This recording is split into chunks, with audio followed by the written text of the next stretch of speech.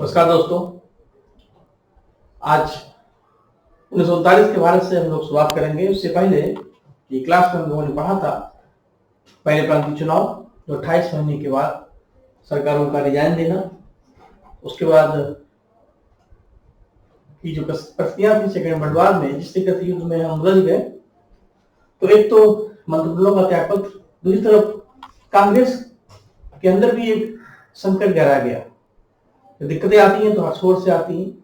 तो 1939 में सुभाष चंद्र बोस का कांग्रेस पार्टी छोड़ना ये बहुत बड़ी घटना थी। जो सेकंड वर्ल्ड वॉर में वो चाहते थे कि जर्मनी और जापान का सहयोग लिया जाए, इसी संबंधित ये सेशन है। तो यहाँ पर एक बात मैं क्लियर करता हूँ, सुभाष चंद्र बोस 1938 में भी सुभाष चंद्र बोस कांग्रेस के अध्यक्ष थे, यानी वर्तमान में वो अध्यक्ष ही थे, और 39 में फिर त्रिपुरी सेशन में वो अध्यक्ष बने। 2 बार लगातार बोस कांग्रेस के अध्यक्ष बने। यहाँ पर एक काम ही कर देते हैं, सुभाष चंद्र बोस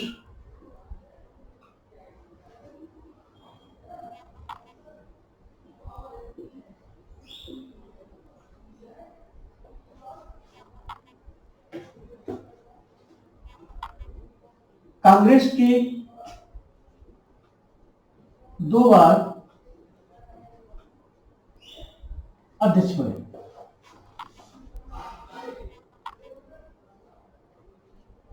उन्नीस सौ 38 हरिपुरा सेशन,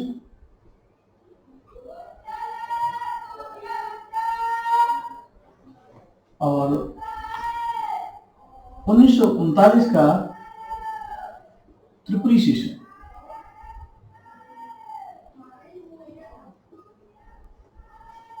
हम बात चूंकि त्रिपुरी की कर रहे हैं, जो मध्य प्रदेश में है, तो वो 2 बार थी। तो सुभाष चंद्र बोस की एंट्री हो चुकी भारत की राजनीति में, भारत के संग्राम में। अब त्रिपुरी सेशन में क्या हुआ, आइए इसको थोड़ा हम समझ लेते हैं। त्रिपुरी सेशन में जब 1939 में सुभाष चंद्र बोस अध्यक्ष बनने वाले थे, तो उनकी जो विचारधारा थी थोड़ी सी उग्रवादी थी, ये कह सकते हैं वो वायलेंट विचारधारा के थे। उनको लगा कि अगर शांति की तरीके से हम चुपचाप बैठे रहेंगे तो पता नहीं भारत कब आजाद होगा, तो ये अच्छा मौका है। और जापान और जर्मनी चूंकि अंग्रेजों के अगेंस्ट है, विरुद्ध है, तो चोर चोर मौसेरे भाई, दोनों का दुश्मन एक है, तो हम भी उनका सपोर्ट करें, उन्हीं के साथ हैं। तो गांधी जी ऐसे विचारों से सख्त खिलाफ थे, उन्होंने इसका विरोध किया, और यही हुआ कि सुभाष चंद्र बोस को कांग्रेस छोड़नी पड़ी। तो अब आगे बढ़ते हैं, शुरू करते हैं ये सेशन। इसमें जो भी क्वेश्चन बनते हैं वो इस आधार पर बनते हैं कि इस सेशन में अध्यक्ष कौन बनेगा। इसके लिए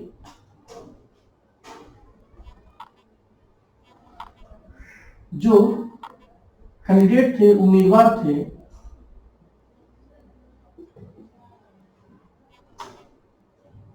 एक तरफ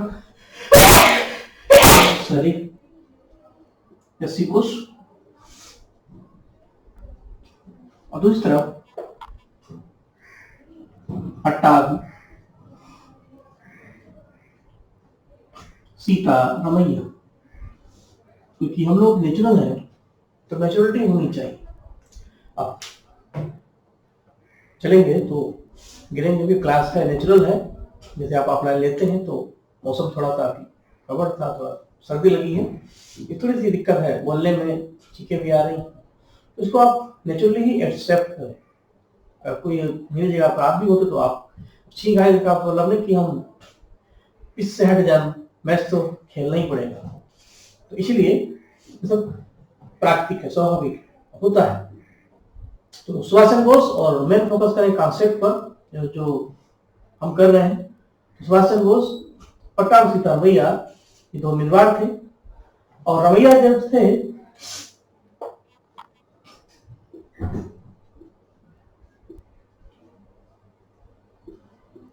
गांधी जी की समर्थक थे।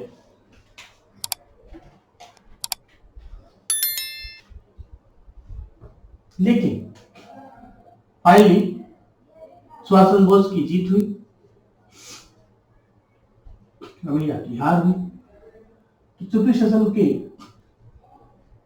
पहले अध्यक्ष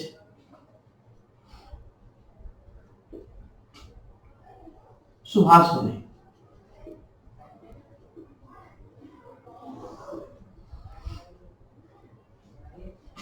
मैंने पहले अध्यक्ष इसलिए लिखा कि सुभाष चंद्र बोस के रिजाइन देने के बाद दूसरा नाम राजेंद्र प्रसाद आएगा। तो ये अध्यक्ष बने सुभाष चंद्र बोस मार्च 1939 में दूसरी बार। लेकिन गांधी जी ने सुभाष चंद्र बोस के बारे में कुछ कमेंट किए कि ये रमैया की हार नहीं है, गांधी जी उनके सिद्धांतों की हार है। तो इस आधार पर सुभाष चंद्र बोस को थोड़ा हार्ड हुआ। उन्होंने अप्रैल 1939 में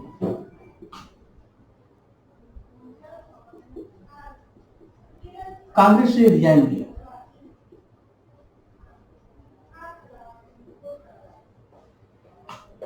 और मई 1939 में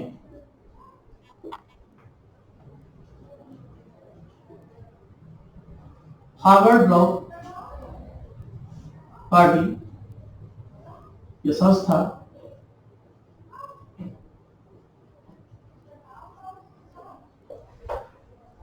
की स्थापना की। इसका मतलब ये हुआ मार्च में अध्यक्ष, अप्रैल में रिजाइन, मई में power block.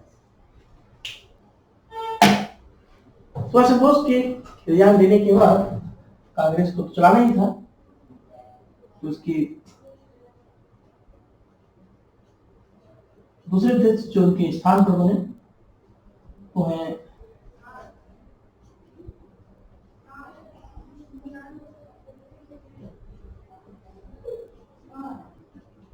Doctor Rajendra Prasad, जो इनके स्थान पर बने। ये है छोटा सा त्रिपुरी शासन। और कांग्रेस के अंदर एक बार फिर झगड़ा हुआ, विवाद हुआ। और लेकिन जैसे हालात होते हैं हम लोगों को वैसे ही चीजों को देखना है। अब थोड़ा आगे बढ़ते हैं। सुभाष चंद्र बोस अब पार्टी को चलाते रहे। धीरे धीरे उनकी गतिविधियों के आधार पर अंग्रेजों ने उनको कैद कर लिया। स्वास्थ्य खराब होने के कारण उनको अपने कलकत्ता के घर में ही, पैतृक आवास में ही नजरबंद किया गया। फिर 1940-41 के आसपास वो अपने घर से ही फरार हुए और अलग अलग स्थानों पर एक पठानी वेश में वो हिटलर और जापान से मिले और आगे चल करके दक्षिण पूर्व एशिया में अस्थायी सरकार और आजाद हिंद फौज के कमांडर बने। ये बातें हम आगे बताते रहेंगे। अब बाकी इधर देखते हैं इधर क्या हुआ। 1900 एक साल और आगे बढ़ जाते हैं और एक साल का मतलब है मार्च 1940। मैंने कल ही बताया था इससे पहले क्लास में कि क्या क्या हो। त्रिपुरी शासन के बाद मुस्लिम लीग को लगा कि इस क्षेत्र से मौका नहीं मिलेगा। एक तरफ सरकार ने रिजाइन दिया, दूसरी तरफ कांग्रेस पार्टी टूट गई। तो क्यों ना हम अपना अलग डिमांड करें। तो अभी तक पाकिस्तान दबे पांव चल रहा था। मुस्लिम लीग का लाहौर अधिवेशन मार्च 1940 में हुआ, जिसमें जिन्ना ने पहली बार पाकिस्तान की भारत की सरजमी पर स्पष्ट मांग की। तो क्वेश्चन पूछा जाता है कि पाकिस्तान की मांग किसने, कब और कहां की। तो इस बात को समझने के लिए हम और पर आगे बढ़ते हैं और आजादी का अगला माइलस्टोन, आजादी की जर्नी की अगली यात्रा का अगला पड़ाव, अगली हेडिंग जो आपको लिखनी है, समझनी है, वो है मुस्लिम लीग का लाहौर अधिवेशन या पाकिस्तान की मांग।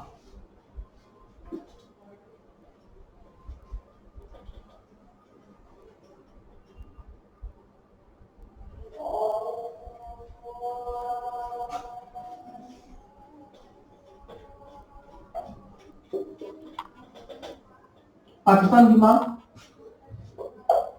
क्योंकि ये लाहौर सेशन है इसलिए इम्पोर्टेंट है। हालांकि पाकिस्तान वर्ड्स का संबंध रहमत अली से माना जाता है।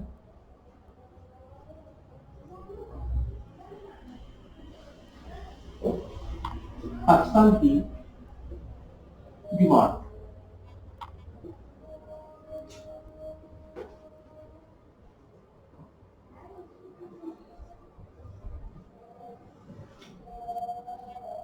मार्च 1940।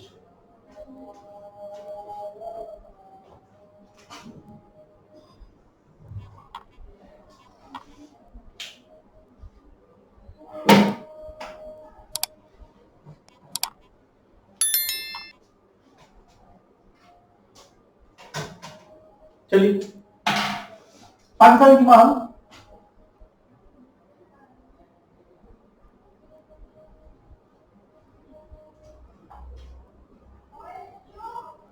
मुस्लिम लीग की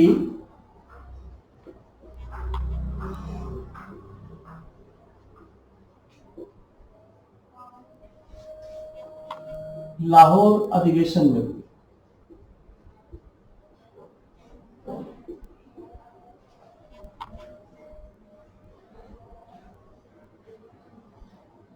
जिसके अध्यक्ष जिन्ना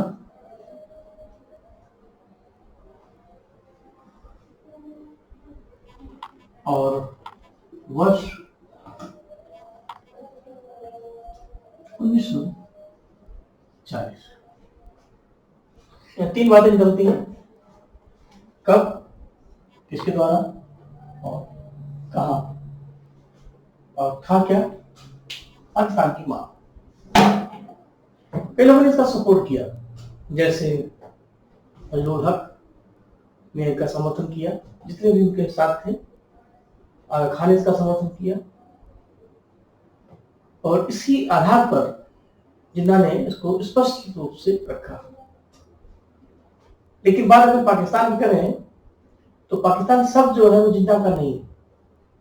भारत के क्षेत्र में इसकी शुरुआत जिन्ना जरूर की, लेकिन बात अगर हम इंटरनेशनल लेवल पर करें, अंतर्राष्ट्रीय स्तर पर कहें, तो 1934 के आसपास लंदन में भारतीय मूल के छात्र थे चौधरी रहमत अली, जिन्होंने कैम्ब्रिज विश्वविद्यालय में एक कैफेटेरिया में अपने दोस्तों के साथ एक पम्पलेट तैयार किया।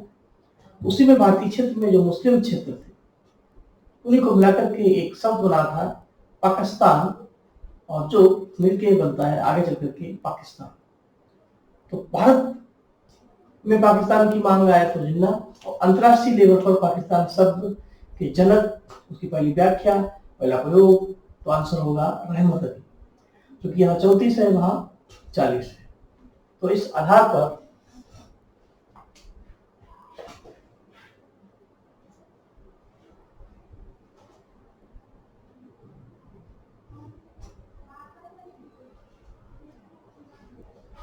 पाकिस्तान जो शब्द है, इसकी उत्पत्ति, इसका क्रिएशन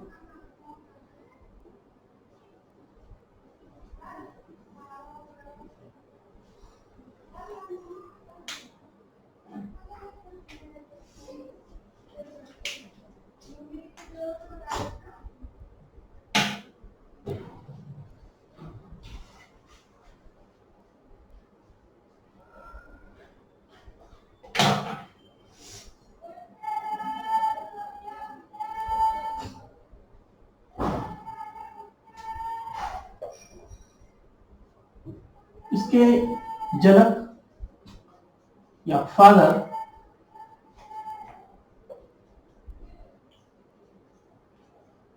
चौधरी रहमत अली। पाकिस्तान वर्ड की बात करें, चौधरी रहमत अली ने इसकी क्रिएटिविटी की, इसकी उत्पत्ति की, कैसे की, कहाँ की, और ये आ जाए वर्ष तो 1934 में कहाँ की, तो प्लेस में लिखेंगे लंदन में, लंदन में भी कहा कैम्ब्रिज विश्वविद्यालय,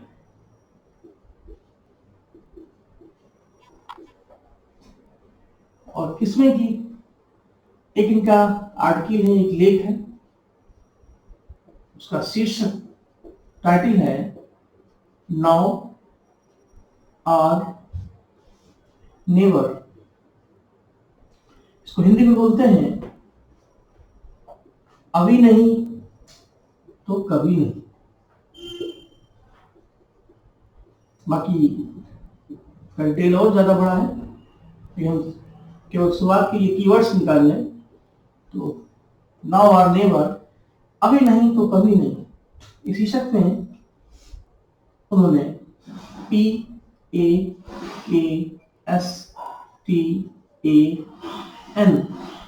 इस वर्ड्स को एक्सप्लेन किया। इसमें हर वर्ड्स भारत के मुस्लिम क्षेत्र को एक्सप्लेन करता है, व्याख्या करता है। कैसे? ऐसे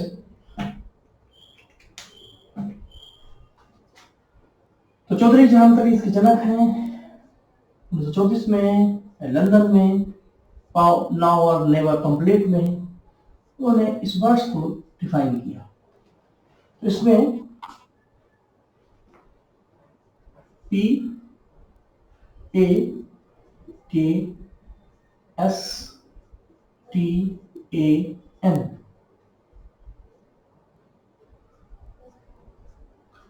ये है पाकिस्तान, आई इसमें साइलेंट है। पी से पंजाब, हिंदी में भी और इंग्लिश में भी, पी फॉर पंजाब। ए से अफगानिस्तान का हिस्सा, और पाकिस्तान में थोड़ा थोड़ा सब है, केसी कश्मीर, सोसिया तब से है, सिंध और पाकिस्तान का है, तान में है बलूचिस्तान बराबर पाकिस्तान। इस तरीके से ये तैयार किया गया। रहमतुल्लाह के दिमाग की ये थी कि ये सब एक संगठित हो जाए तो हमारे जो मुस्लिम नागरिक हैं, व्यक्ति हैं, उनके लिए एक संभावित मुस्लिम क्षेत्र होगा। ये कॉन्सेप्ट उन्होंने अंतरराष्ट्रीय स्तर पर पहली बार दिया था। इसी को भारत में देश के रूप में जिन्ना ने मांगा। कुछ नाम और आते हैं, जैसे मोहम्मद इकबाल भी आ जाते हैं, तो उनको हम पाकिस्तान एक स्वतंत्र राष्ट्र के रूप में मानना सही नहीं मानते, क्योंकि वो एक कवि हैं, राष्ट्रभक्त हैं। उन्होंने केवल इतना कहा था कि भारत में एक ऐसा क्षेत्र जरूर हो जो सभी मुस्लिमों के लिए सुरक्षित हो, जहां पर वो मिलजुल के रहें। ये कभी नहीं कहा कि भारत से वो अलग हो, लेकिन यहाँ पर साफ साफ अलगाववाद की बू आती है। तो ले देकर के रहमतुल्लाह ने जो चीजें तैयार की, जिन्ना ने उसी को तो पाकिस्तान की मांग भारत में लाहौर में जिन्ना ने, और अंतरराष्ट्रीय पटल पर रहमतुल्लाह ने सबसे पहले की। मांग मतलब नहीं कि मुझसे ही बोलना, आप अपनी बात को चाहे व्हाट्सएप से भेजें, चाहे टेलीग्राम से भेजें, चाहे फेसबुक से भेजें, चाहे पॉम्पलेट से भेजें, ये सब आपके व्यक्ति का अधिकार है और सूचना का अधिकार है, बोलने का अधिकार है। ये है पाकिस्तान की मांग। तो कुल मिलाकर के जितने कुछ सेगमेंट बन सकते हैं, इसमें और भी डीप्थ है, गहराई है। जब आप सिविल में जाएंगे, सीरियस में जाएंगे, तो हमें उतने ही लेवल में और जाना पड़ेगा, लेकिन इतना ना कम है ना ज्यादा है। इतने बड़े ज्ञान में सब में आप सेफ हैं। बाकी तो जो जो डूबे ज्ञान रंग त्यों त्यों उज्जवल हो, ऐसा कोई आदि अंत तो है, लेकिन हमें कितना नहीं पढ़ना है, क्या पढ़ना है, ये सीमा रेखा बना के चलना है। मेरे हिसाब से हम अपने ही ट्रैक को फॉलो कर रहे हैं। अब थोड़ा और आगे बढ़ते हैं। मार्च 1940 में जहाँ पाकिस्तान की मांग हुई, 1940 में हमें छोटी छोटी कई घटनाएं मिलती, एक एक साल में कई इवेंट हुए, क्रम पूछा जाता है। तो अब आपको लेके चलते हैं अगस्त 1940। अगस्त की सारी इवेंट हम आपको बता चुके हैं। 1940 के समय सेकेंड वर्ल्ड वॉर का माहौल था। भारतीय सेकेंड वर्ल्ड वॉर में अंग्रेजों का सपोर्ट नहीं कर रहे थे, लेकिन उनका समर्थन जब तक नहीं मिलेगा अंग्रेज युद्ध में अंदर से ही परेशान रहेंगे, बाहर से ही परेशान रहेंगे, तो समर्थन जान लेना जरूरी था।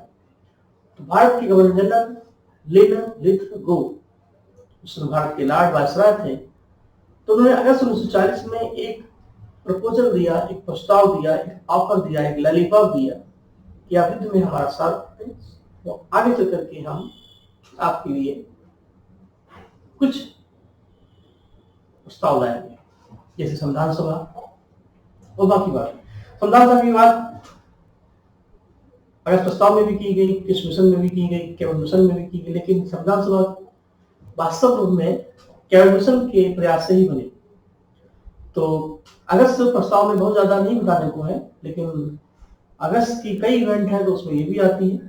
तो हम चाहते हैं कि आप जब किसी जर्नी पर चलते हैं तो कोई छोटा स्टेशन होता है, कोई बड़ा स्टेशन होता है, रास्ते पे चलते हैं, कोई बड़ा कोई छायादार होता है, कोई छोटा होता है, अगर आपको सबको निहारना है, किसी को बाइकआउट नहीं करना है, तो छोटी छोटी घटनाएं भी बहुत मायने रखती हैं। तो अगली हेडिंग होगी अगस्त प्रपोजल, अगस्त प्रस्ताव।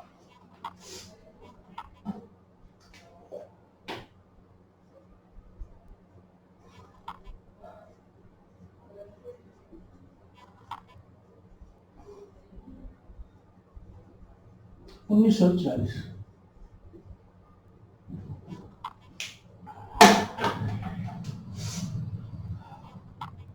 अगस्त प्रस्ताव के समय भारत के वायसराय थे लॉर्ड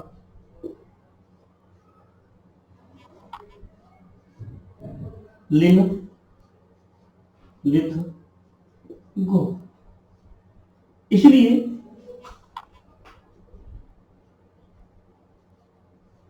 अगस्त प्रस्ताव बराबर लिन लिथगो प्रस्ताव, उन्हीं के नाम से। जैसे अगस्त घोषणा को मैकडोनाल्ड की घोषणा, मॉन्टेग्यू की घोषणा हम कहते हैं, बस अगस्त प्रस्ताव आते ही लिन लिथगो का प्रस्ताव। और इस प्रस्ताव में क्या था? प्रस्ताव तो यही था, दूसरे विश्व युद्ध में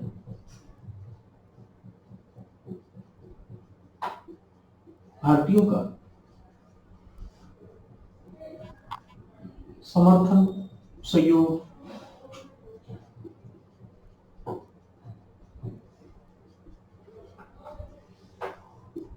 बाकी बातें बहुत बड़ी बड़ी थी, लेकिन उसमें हम आपको जाएंगे नहीं। तो अगस्त प्रस्ताव आया, लेकिन पहला विश्व जब हुआ था तो महात्मा गांधी ने लोगों को मोटिवेट किया था कि अंग्रेज पहली बार युद्ध में फंसे हैं, आपका साथ। ये 1914 का भारत था, तो हमको लगा कि अंग्रेज के साथ हम सहयोग करेंगे, उनके बुरे वक्त में उनका साथ देंगे, शायद ये आजादी हमें मिल जाए। अंग्रेजों की नीयत शुरू से ही साफ नहीं थी। तो अब 14 से यहाँ 40 हो गया, 34 साल हो चुके थे, तो अंग्रेजों की नीयत सोचो उनका रग रग से बाकी हो चुके थे। अब हम जानते हैं किसी कीमत पर ये हम लोगों का वेलफेयर नहीं चाहते हैं, इसलिए हम इसका सपोर्ट नहीं करें। चाहे इस बात इसके लिए कि रिजोल्यूशन भी भारत आता है, तो अगस्त प्रस्ताव आया और चला गया। अब धीरे धीरे भारत में एक माहौल बनने लगा आंदोलन के लिए। इधर कांग्रेस पार्टी का विभाजन, उधर पाकिस्तान की मांग, अगस्त प्रस्ताव। महात्मा गांधी की राजनीति 1932 से बंद थी। याद करिए, लंदन से लौट के आए थे, उन्होंने दूसरा सपने में आंदोलन भी शुरू किया, लेकिन उनको जेल हो गई। तो उसके बाद अगस्त की घोषणा और पुनः प्रस्ताव की घटनाएं होती है। तो ले देकर के हम ये कह सकते हैं कि गांधी जी का 1932 के बाद कोई आंदोलन नहीं हुआ। अब 40 हो गया था, तो गांधी जी को भी लगा कि इससे अच्छा मौका नहीं मिलेगा, तो क्यों ना एक आंदोलन शुरू करें। तो 1940 में एक छोटा सा आंदोलन मिलता है, वो है व्यक्तिगत सत्याग्रह आंदोलन। बाकी पूरा फैक्ट वगैरह मैंने आपको फैक्ट में बता दिया था, ठीक। और घोषणा जितनी थी मॉन्टेग्यू और मैकडोनाल्ड, वो मैंने क्लियर कर दी थी घोषणा में, इसलिए वो अलग से नहीं भी बताया तो भी कोई दिक्कत नहीं। बस चीजें आपके पास पहुंच जाए, चाहे इस रास्ते से चाहे उस रास्ते से। अब थोड़ा और आगे भागे।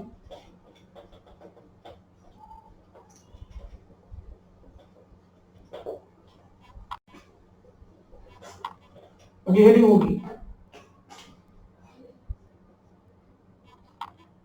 पर्सनल, इंग्लिश में व्यक्तिगत, हिंदी में सत्याग्रह,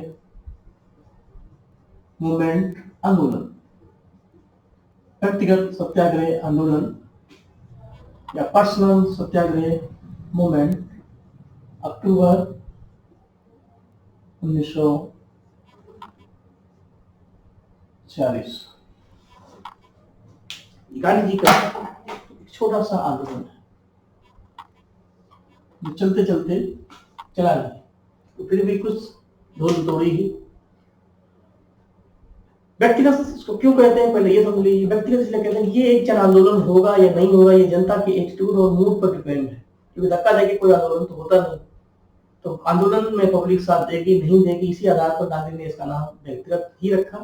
अगर पब्लिक आती है, मेंबरशिप ज्वाइन करती है, सपोर्ट लेती है, आंदोलन में इंटरेस्ट लेती है, तो ये एक बड़ा सा जन आंदोलन बनाया जाए। तो इस आधार पर इसको व्यक्तिगत कहते हैं। इस आंदोलन को कई नामों से जाना जाता है, इसके कई उपनाम हैं। इसको दिल्ली चलो आंदोलन कहते हैं, दिल्ली चलो मूवमेंट। तो दिल्ली चलो का नारा तो सुभाष ने दिया था, लेकिन दिल्ली राजधानी थी तो गांधी ने कहा हमारा उद्देश्य है दिल्ली चलना, तो इसलिए इसको दिल्ली चलो आंदोलन भी कहते हैं। और अपनी मांगों को पूरा करने के लिए गांधी ने लोगों से कहा कि कुछ ना करो, अपने को जानबूझकर गिरफ्तार कराओ, जिससे जेलों में इतनी संख्या हो जाए कि अंग्रेज भी परेशान हो जाए। शांतिपूर्वक आंदोलन का ये तरीका है। तो जेल भरो आंदोलन भी इसको कहते हैं। लोगों ने बड़े स्तर पर गिरफ्तारियां दी। ये दो क्वेश्चन से बनेंगे। इसके संस्थापक फाउंडर आंदोलन महात्मा गांधी का है।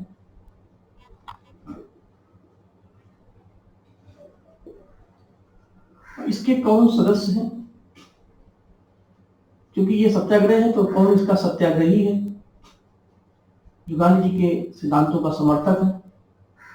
तो उसमें पहला नाम विनोबा भावे का आता है, जो भूदान आंदोलन के जनक है। भूदान आंदोलन का मतलब है कि बंगाल बिहार उड़ीसा में जहां जमींदारी व्यवस्था है, तो उन्होंने लैंड होल्डर्स से कहा कि आप जमीन उन किसानों को दान दें जिनके पास खेती नहीं। इसी को बोलते हैं भूदान आंदोलन, जो बंगाल बिहार वगैरह में खूब लोकप्रिय था। तो गांधी जी के व्यक्तिगत सत्याग्रह आंदोलन के पहले सत्याग्रही कौन थे, क्वेश्चन आया तो आंसर होगा भावे, विनोबा भावे। दूसरा नाम है जवाहरलाल नेहरू का। तीसरा नाम है ब्रह्मदत्त उपाध्याय का। क्रम पूछा जाता है, ठीक, तो हम ये कर सकते हैं शुरुआत से या लास्ट से, जैसे विनोबा का भी, नेहरू का जे, ब्रह्मदत्त का भी बीजे भी हो सकता है, बाकी आपके ऊपर है। अगर हम इनके निकनेम लेते हैं तो B for Bhave, N for Nehru और यू से उपाध्याय, तो ये बन जाएगा बीएनयू। ये आपके ऊपर, आप कैसे याद रख सकते हैं। तो ये आंदोलन बहुत ज्यादा सफल नहीं रहा, लेकिन फिर भी इसकी एक लोकप्रियता थी। तो कुल मिलाकर के ये भी हो गया। 1940 बीत गया, धीरे धीरे युद्ध में हम जुड़ते जा रहे थे। इधर सुभाष चंद्र बोस की गतिविधियां भी तेज हो गई और भारत से निकलने के लिए प्रयास थे, और अंग्रेज भी चाहते थे भारतीयों का समर्थन लिया जाए। तो अब सीधे हम चलते हैं 1942। 41 में कोई ऐसी इवेंट नहीं हुई। अब सुभाष चंद्र बोस की गतिविधियां थी, वो अलग से हम बताएंगे आपको। अब भारतीयों को युद्ध में शामिल करने के लिए एक मिशन भारत में आता है। उस मिशन को हम बोलते हैं क्रिप्स मिशन। क्रिप्स मिशन या मिस्टर क्रिप्स, इसलिए इसका नाम पड़ा क्रिप्स मिशन। और ये भारत में आया था भारतीयों का सपोर्ट देने के लिए, युद्ध में हमारा साथ दे, लेकिन इस मिशन की कई ऐसी बातें थी जो भारतीयों को पसंद नहीं थी, इसलिए मिशन खाली हाथ आया और खाली हाथ ही लौट गया। क्रिप्स मिशन के बारे में महात्मा गांधी का बहुत फेमस स्टेटमेंट मिलता है कि ये एक ऐसा बैंक का चेक है जो पोस्ट डेटेड है। बैंक में आपको भी चाहिए और अमाउंट दीजिए और भुगतान का होगा पोस्ट डेटेड, यानी आज चल रहा है सितंबर, आपको कब मिलेगा? दिसंबर में। तब तक हम चेक को संभाल के रखते हैं। तो अंग्रेजों की मांग जितनी थी, उन्होंने कहा हम संघ बनाएंगे, संविधान सभा बनेगी, लेकिन ये तब बनेगी जब हम युद्ध जीतेंगे, तब तक नहीं। गांधी का ये एक पोस्ट डेटेड चेक है, मिलेगा तो, लेकिन कब पता नहीं, युद्ध के बाद। और जवाहरलाल नेहरू ने इसमें टैग लगा दिया, एक लाइन जोड़ दी कि जिस बैंक के नाम पर ये चेक लिखा गया है वो बैंक तो खाली है, दिवालिया है, लेकिन उस बैंक के पास पैसा ही नहीं। मार्केट के लिए इंतजार कर लें कि दिसंबर तक पैसा मिलेगा, लेकिन बैंक के पास भी तो पैसा होना चाहिए। बैंक क्रेडिट लिए, बैंक बंद है, तो एक बंद दिवालिया फेलोर बैंक के नाम पर चेक जारी किया गया, यानी आपके पास हो कुछ ना, अगर आप 1 लाख काट दे दें, तो ये इसमें आता है। जिंदा ने इसका विरोध किया, चूंकि पाकिस्तान कुछ के लिए कुछ था ही नहीं। और जब क्रिप्स मिशन चला गया, भारतीयों की पूरी उम्मीद थी कि क्रिप्स मिशन भारत में आजादी के लिए प्रयास करेगा, क्योंकि ये भारतीयों को आजादी दे देगा सेकंड वर्ल्ड वॉर के माहौल में। लेकिन हम अंग्रेजों को समझ नहीं पाए। तो जब ऐसा हुआ तो वक्त आ गया था कि कुछ करने का, क्योंकि हिटलर और जापान ने साफ साफ कह दिया कि भारतीयों ने अंग्रेजों का साथ दिया तो भारतीयों को छोड़ेंगे, लेकिन अंग्रेजों को नहीं। अंग्रेजों को छोड़ेंगे, भारतीयों को नहीं, तो हम पूरे फंसे। तो ऐसी स्थिति में ही जन आंदोलन के लिए वायलेंस तैयार हुई। आंदोलन तो नेचुरली होता है। तो 1942 में मार्च में क्रिप्स मिशन आया था। जितने मिशन सब मार्च में ही आए, M for mission, M for March, Cripps mission हो चाहे कैवर्ड मिशन हो। तो मार्च के बाद अगस्त 1942 में, उस महीने के बाद एक जन आंदोलन मिला, जो अभी तक का सबसे बड़ा और सबसे सफल आंदोलन है, भारत छोड़ो आंदोलन, क्विट इंडिया मूवमेंट। और ये 45 तक चला, यानी आजादी हमारी थोड़ी और नजदीक हो जाएगी। तो इतनी बातें मैंने इसलिए बता दी कि अगले वीडियो में आपको ये सब मिलेंगी, और उम्मीद करते हैं कि ये समझ आई होंगी। कोई डाउट हो तो फिर कमेंट कर सकते हैं, आगे उनका हम सोल्यूशन निकालेंगे। सभी लोगों को नमस्कार, जय हिंद, जय भारत।